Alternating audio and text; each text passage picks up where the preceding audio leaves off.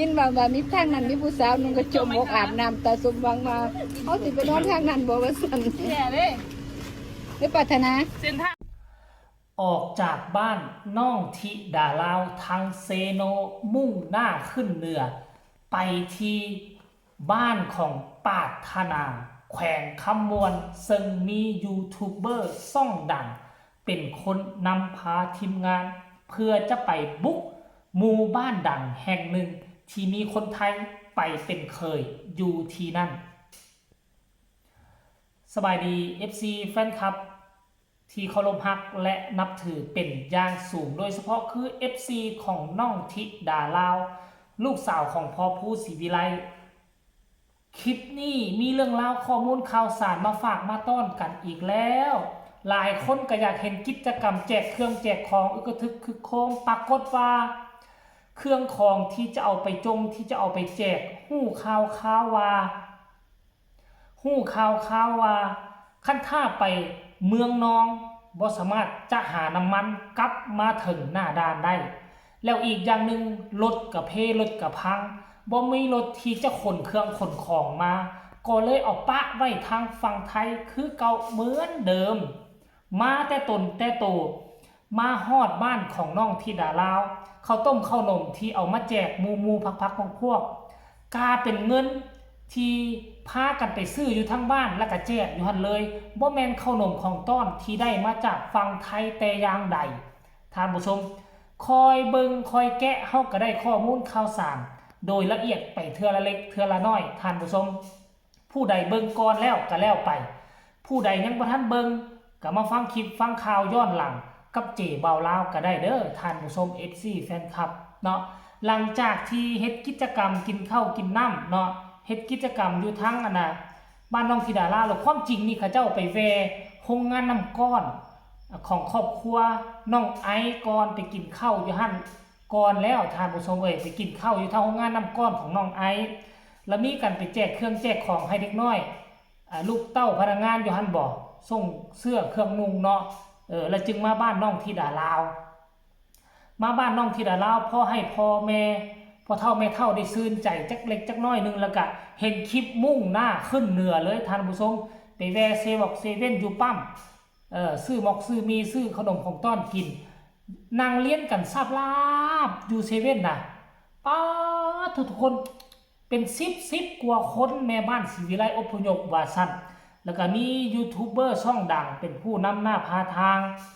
จะมุ่งหน้าไปที่แขวงคำมวลท่านผู้ชมซึ่งเป็นแขวงที่น้องปาดธนาแขวงบ้านเกิดเมืองนอนและอยู่ที่หั่นก็เป็นบ้านหนึ่งที่มีชื่อมีเสียงท่านผู้ชมชื่อว่าบ้านนาฮีมีคนไทยไปเป็นเคยอยู่ที่นั่นมีคนไทยไปเป็นเคยอยู่ที่นั่นเป็นบ้านโด่งบ้านดังบ้านติดสายลำธารขวางกั้นช่วงระยะฤดูร้อนจะมีคนนุ่งผ้าสิ้นโจมอกกระโดดลงลิ้นน้ำช่วงตอนแรงตอนบ่ายแบบนี้โอ้ยตาวังอยากเห็นภาพบรรยากาศแนวนั้นว่าซั่นเด้สิไปนอนพุ่นเลยบอกว่าซั่นโอ้ยเส้นทางมันทุระกันด่านเด้อตาวัง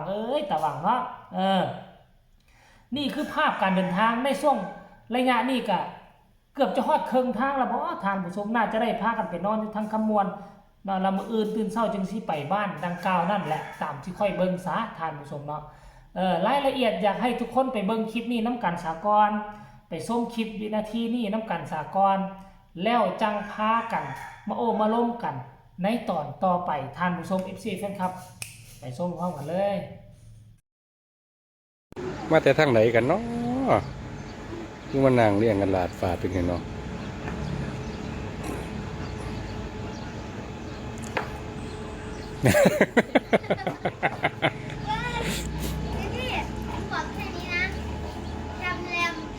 ฮะแซมแรมสูตรได้อีกแซมแรมไงอีก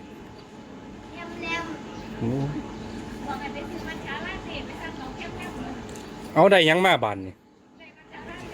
ปาดโทษไผล่ะคือเก่งเดี๋ยวพนักงานเพิ่นคือเก่งเดี๋ยวมีความเข้าใจที่ดารา มากเลยอันนี้บ้านศรีวิไลอพยพครับตอนนี้ อพยพมาสิไปค่ำมวนเดี๋ยวเพิ่นก็มา ผู้ใดผู้จักเพิ่นสิคนงามสิลูก คนงามสะอ่อนผิวเพิ่น เองโอ้ ว่าผิวเพิ่นนี่ งามค่ะ อัน บ่ ใสๆเหลี่ยมๆจัง เป็นเงาเลย ผิวกระจก ใช่สวยสวยค่ะคุณค่ะคุณแม่เป็นเขาไปเรียนได้ ย่าหนูขาแค่ปวดย่า ขาดเนี่ยว่าจะ แต่ยันจะพึ่งเขา กินมามาเนี่ยขาดก็กินมามาด่าแล้ว ใสแบบ ยินว่ามีทางนั้นมีผู้สาวนึงก็จมอกอาบน้ำตาสมหวังมาเขาสิไปนอนทางนั้นบ่ว่าซั่น แย่เลย ไม่ปรารถนา เส้นทางมันสิโหดขึ้นก็เก่าตะกี้สมไว้ เด้โอ้ มันจะไม่ดีหรอก เนื้อตายสิตายยันสุดอ่ะไอ้ตายยันซื่ออีนี้ค่ะ เส้นทางการปรารถนาบอกว่าเส้นทางยากก็สั่นค่ะยากก็ง่ายเดียวเฮาไปเบิ่งกันค่ะ เนาะผิดคาดหมดทานผู้ชมเฮาเป็น FC แฟนคลับนี่ตั้งใจรอชมรอคอยก็คิดว่าสิพากันนอนอยู่ทั้งสวรรค์เขตจักมือนึงเฮ็ดกิจกรรม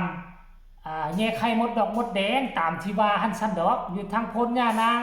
ขั้นก่อนนี้มาเห็นเขาเจ้าเดินทางไวว่าขนาดนี้ก็คงเจ้าบ่ได้เฮ็ดกิจกรรมแย่ไข่มดดอกมดแดงและแผ่นแตกหมดและทานผู้ชมเอ้ยจากช่วงนี้เดินทางครั้งนี้คือว่าเป็นแบบนั้นรถพังกลางทางยังบ่แล้วมาเจอวิกฤตการน้ำมันอีกตึมก็ลืมคิดพ่อไปเนาะพ่อผู้ก็ได้เพราะว่าเกิดสงครามบ่ว่าจะฝั่งไทยฝั่งลาวก็ขาดเกิดน้ำมันคือกันลืมคิดพ่อข้อนี้บัดมาปึ๊บหาก็มาคิดพ่อตอนที่สายรายงานมาก็เลยแผนเปลี่ยนไปหมดทุกสิ่งทุกอย่างเลยแต่ว่าก็บ่เป็นอย่างดอกได้ข้ามมาแล้วแผนเปลี่ยนแล้วก็พากันไปเลาะไปเที่ยวบ้านน้องป้าบ้านนี่ต่างๆไปท่านผู้ชมเอ้ยมีคนพื้นที่พาไปแหละก็บ่เป็นหยังก็คาดว่าน้ำมันนี่คาดบางบอนมีบางบอนบางปั๊มปิดบางปั๊มเปิดก็เสี่ยงดวงเอาท่านผู้ชม FC แฟนคลับเนาะอันนี้คือล่าสุดของครอบครัวศรีวิไลและก็น้องธิดาลาวเด้อท่านผู้ชมเอ้ยบ่ได้นอนยามพ่อเฒ่าบ่ได้นอนยามแม่เกิดซ้ำท่านผู้ชมเอ้ยแม่บังเกิดเก้าแต่ก็บ่เป็นหยังดอกเอ้าเดี๋ยวพ่อกันใหม่ในคลิปต่อไปเดี๋ยวมาเบิ่งว่าฮอดบ้านนาฮีฮอดแขวงคำมวนแล้วจะได้ไปบ้านของน้องปรารถนาบ่ให้ทุกคนกดไลค์กดแชร์กดติดตามช่องนี้เอาไว้ให้ดีก็แล้วกันเด้อไผมีคำคิดเห็นคำตำหนิติชมแนวใดก็ให้ส่งข่าวมาได้ทางใต้คอมเมนต์สำหรับคลิปนี้ลาทานผู้ชมไปแล้วสบายดี